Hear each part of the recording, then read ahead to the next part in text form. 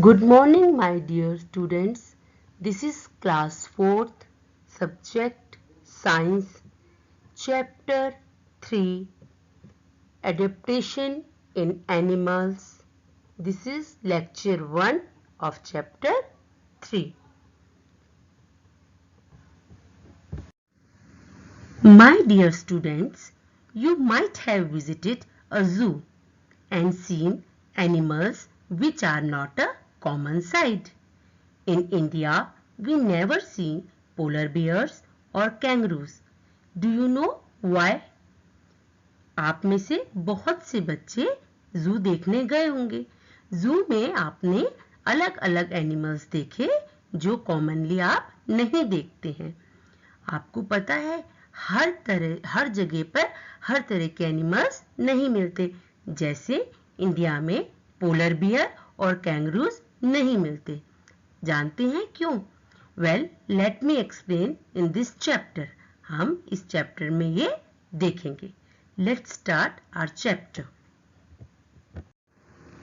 First of all, what is adaptation? The place where living things live is known as their habitat. In order to survive and reproduce, animals have to adjust to their surrounding. This process of adjustment to surroundings is known as adaptation. Living things जहाँ रहती हैं उसे हम habitat बोलते हैं। अपने आप को जिंदा रखने के लिए और रिप्रोड्यूस करने के लिए एनिमल्स अपने आसपास के सराउंडिंग से, अपने आसपास के वातावरण से एडजस्टमेंट करते हैं और इस एडजस्टमेंट को ही हम एडेप्टेशन कहते हैं। The animals which can not adapt themselves die out, other which can adapt survive. जो एनिमल्स अपने आप को अपने सराउंडिंग से एडजस्ट नहीं कर पाते वो मर जाते हैं, डाई हो जाते हैं, और जो एडजस्ट कर लेते हैं वो सरवाइव कर लेते हैं, मतलब वो जिंदा रहते हैं। Some animals live on land, some in water, some in desert, and some in ice-cold region, and a few on mountains. The natural home of an animal is called the habitat. It is made up of factors like soil, water, temperature, sunlight, and food availability. हर जगह हर animal नहीं मिलते। कुछ animal land पे रहते हैं, कुछ water में, कुछ डेजर्ट में, कुछ आइस कोल्ड रीजन में जहां आइस होती है, और कुछ माउंटेन्स पे रहते हैं। एनिमल्स का जो नेचुरल होम होता है वो हैबिटेट होता है, उसे हम हैबिटेट बोलते हैं। और ये किस बात पर डिपेंड करता है? ये डिपेंड करता है कि वहाँ की सॉइल कैसी है, वहाँ का वाटर कैसा है, टेम्परेचर कैसा रहता है, सनलाइट कैसी है, और फूड उन्हें कैसा अवेलेबल होता है। ये इस बात पर डिपेंड करता है कि एनिमल का एडेप्टेशन कैसे होगा। According to their habitats, animals are divided into 5 groups.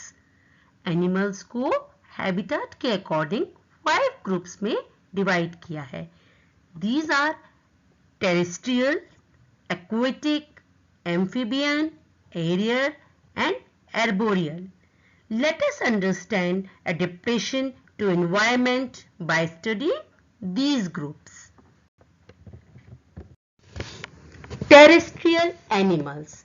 Animals that live on land are called terrestrial animals. Examples: human, cow, goat, giraffe and tigers. जो एनिमल्स लैंड पर रहते हैं उन्हें हम टेरेस्ट्रियल एनिमल्स बोलते हैं। हम ह्यूमंस भी टेरेस्ट्रियल एनिमल्स हैं। इसके अलावा cow, got, giraffe and tigers, all these are terrestrial animals. Animals such as deer, zebra and bison that eat grass are found in forests. Deer, zebra, bison ये सब grass खाते हैं और ये फॉरेस्ट में, जंगलों में रहते हैं। इनकी कुछ कैरेक्टरिस्टिक्स होते हैं, कुछ स्पेशल फीचर्स होते हैं। They have strong legs which help them to walk long distances. इन्हें बहुत दूर तक जाना पड़ता है, इसलिए बाय नेचर ही इनके लेग्स जो हैं वो बहुत स्ट्रॉन्ग होते हैं। They can also run fast to escape from their enemies. अपने आप को एनिमीज से बचाने के लिए ये बहुत तेज भाग सकते हैं। They also have well-developed sense organs which help them to respond to their surrounding. अपने आसपास के सराउंडिंग को, चारों ओर की चीजों को रिस्पॉन्ड करने के लिए इनके सेंस ऑर्गन्स वेल डेवलप्ड होते हैं। मीन्स ये बहुत अच्छे से अपने आसपास की चीजों को रिस्पॉन्ड कर सकते हैं। तो all these are features of terrestrial animals. All the animals that live in dry land are known as desert animals. They adapt themselves with low content of water and extreme temperature like camel. कुछ animals ऐसे होते हैं जो dry land में या desert में रह सकते हैं, उन्हें हम डेजर्ट एनिमल बोलते हैं। वो अपने आप को उस सराउंडिंग के अकॉर्डिंग अडेप्ट कर लेते हैं जहां पर पानी की कमी होती है और टेम्परेचर बहुत ज्यादा होता है, like camel. The camel also known as the ship of desert has thick skin. It can live 9 to 10 days without taking water and food. Camel, जिसे हम शिप ऑफ डेजर्ट भी बोलते हैं, ये बिना खाना खाए और पानी पिए 9 to 10 days तक जिंदा रह सकता है। It's hump is reservoir of fat. इसका जो हम्प होता है या जिसे हम कुबड़ बोलते हैं, वहां पर फैट स्टोर रहता है। सो when the camel does not get water or food, it can still survive because of the reserved fat in its hump. इसलिए जब उसे कुछ दिन तक पानी या फूड नहीं मिलता तो वो अपने हम्प में रिजर्व किया हुआ फैट है उसे यूज कर लेता है और सरवाइव कर जाता है। The broad pads on the bottom of its feet prevent it from sinking into the soft sand of desert.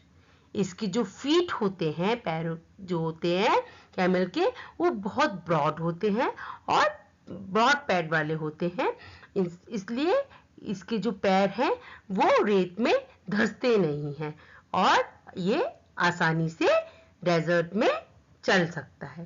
तो इस तरह से कैमल जो है वो डेजर्ट में सरवाइव कर सकता है और बिना पानी के या कम पानी के भी कुछ दिन तक जिंदा रह सकता है। Animals in cold places. Animals that live in cold places have thick fur on their skin and some of them are white in color and merge with their surrounding to escape from their enemies. Polar bears and reindeer are some of the examples of animals that live in cold places. आपको इस slide में reindeer और polar beer दिख रहे हैं। इनकी skin जो है वो थिक और फर वाली होती है ताकि ये अपने आप को ठंड से बचा सके और मोस्टली ये वाइट कलर के होते हैं ताकि ये अपने आप को अपने चारों ओर की चीजों में मर्ज कर ले और अपने आप को अपने एनिमीज से बचा सके। हमने देखा था कि कैसे कैमल अपने आप को डेजर्ट में एडजस्ट कर लेता है, ऐसे ही रेनडियर और पोलर बियर अपने आप को कोल्ड प्लेसेस के अकॉर्डिंग एडजस्ट कर लेते हैं। Snakes move crawl with the help of the scales on their lower bodies. These scales also help them from drying up. Snake जो क्रॉल करते हैं वो कैसे कर सकते हैं? यहाँ आपको स्लाइड पे स्केल्स दिख रहे हैं जो स्नेक की लोअर बॉडी पर होते हैं. ये स्नेक्स इसी की हेल्प से क्रॉल करते हैं. Hibernation. Animals like bears and squirrel eat a lot of food when it is available in summer and store it as food under their skin. In winter, when the food is not available, they just go on the sleep for the entire season. This winter sleep is called hibernation. This helps them to conserve their energy till food is available again. कुछ animals जैसे beer, squirrel, rat ये summer में बहुत अच्छी तरह से खाना खाते हैं और इस खाने को अपनी स्किन के नीचे स्टोर कर लेते हैं. और विंटर में जब इन्हें खाना अवेलेबल नहीं होता तो ये इंटायर सीजन के लिए इनएक्टिव हो जाते हैं या जिसे हम विंटर स्लीप भी बोलते हैं. तो इस विंटर स्लीप को ही जब ये इनएक्टिव रहते हैं हाइबरनेशन बोलते हैं. और ये जो स्टोर किया हुआ फूड है ये तब तक उन्हें एनर्जी देता है जब तक कि उन्हें दोबारा से सीजन आने पर खाना अवेलेबल नहीं हो जाता. इसी को हम हाइबरनेशन बोलते हैं. Estivation. Certain snails go into a period of inactivity or estivation during dry and hot climate. Examples: mosquitoes, beetles, crocodile and land crabs are examples. कुछ एनिमल्स जब क्लाइमेट हॉट होता है तब इनएक्टिव हो जाते हैं. इसको हम एस्टिवेशन बोलते हैं. हमने लास्ट स्लाइड में देखा था कुछ एनिमल्स विंटर स्लीप पे चले जाते हैं उसे हम हाइबरनेशन बोलते हैं. और कुछ एनिमल्स ड्यूरिंग समर इनएक्टिव हो जाते हैं इसे हम एस्टिवेशंस बोलते हैं. Now next type of animals, aquatic animals. Animals that live in water are called aquatic animals like fish, prawns, crabs, etc.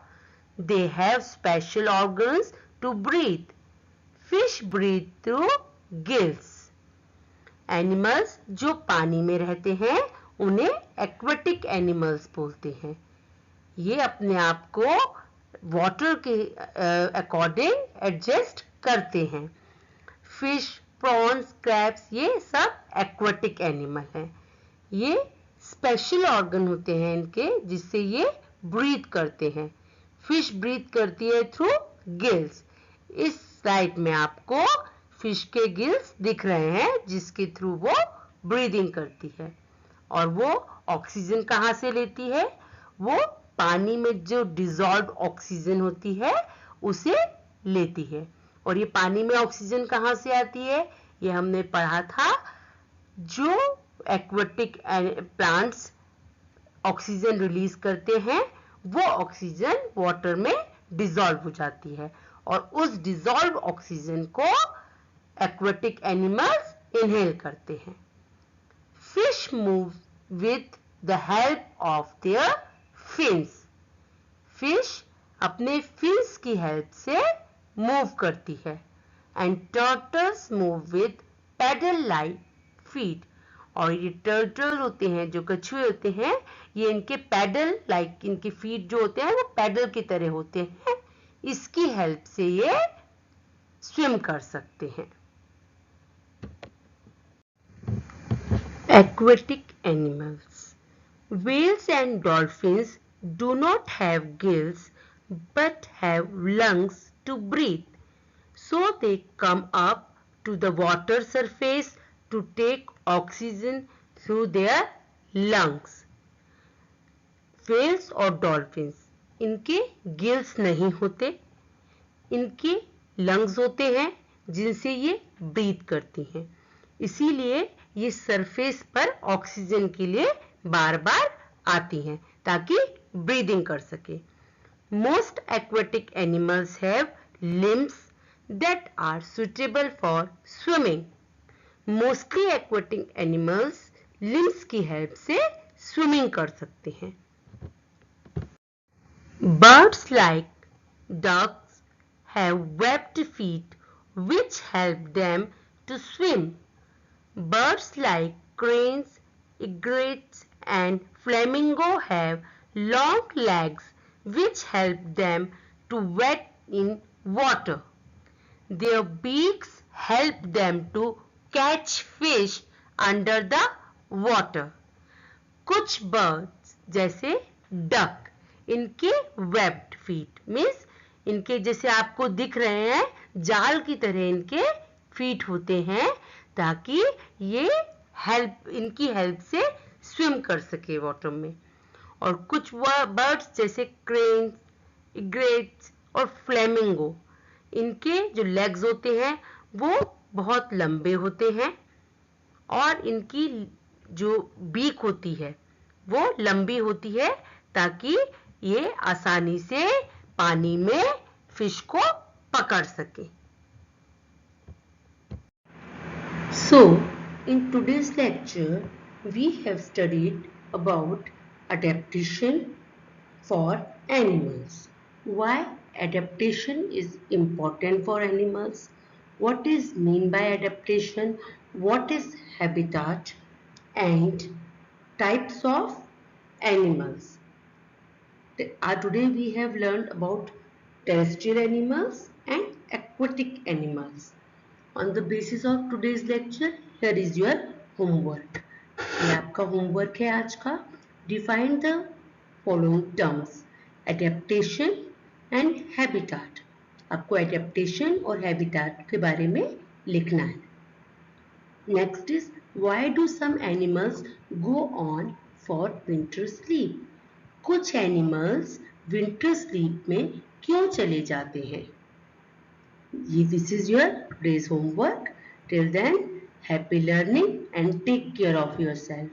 Bye.